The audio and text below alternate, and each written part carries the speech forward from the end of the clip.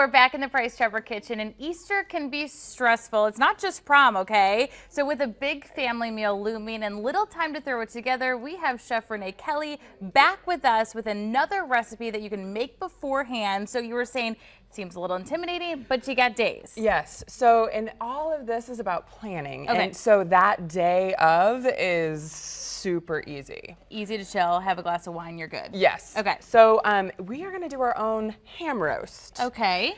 So first you're gonna ask your butcher for a picnic shoulder, and this is basically what it looks like. There's a tiny little shoulder blade left in it.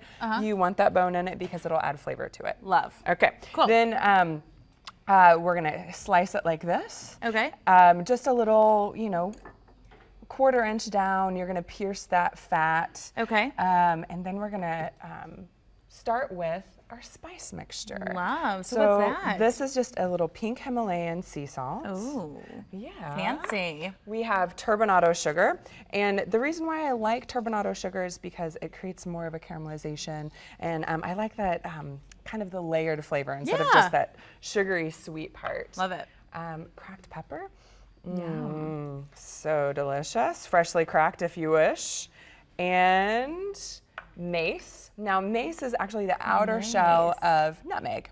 So it'll smell familiar. Yummy. I like that. Is it the same thing that's in your mace gun to protect No. you? No, absolutely not. Don't use your mason spray for this. Don't use your spray for it.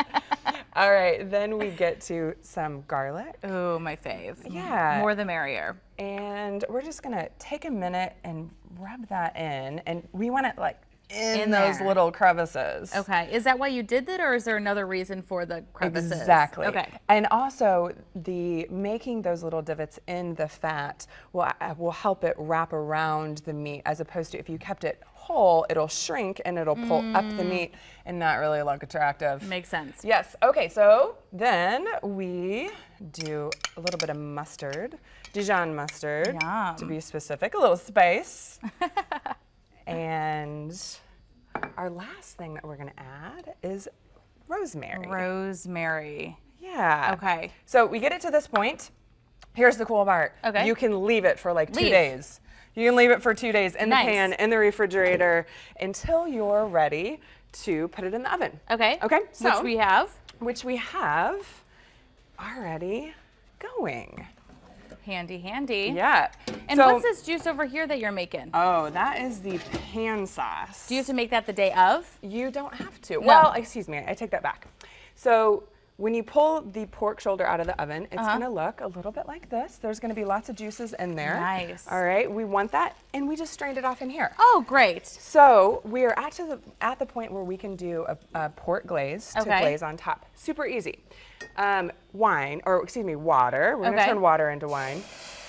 A 1/2 cup of port, 1 cup of honey, and then some blood oranges. Love. All right, we're gonna have you mix this. Absolutely, Sound good? yes. Gina, we're gonna keep cooking over here, okay? But we're gonna kind of keep you posted with the progress here. Okay, yeah, it smells so good. Thank you. You're welcome.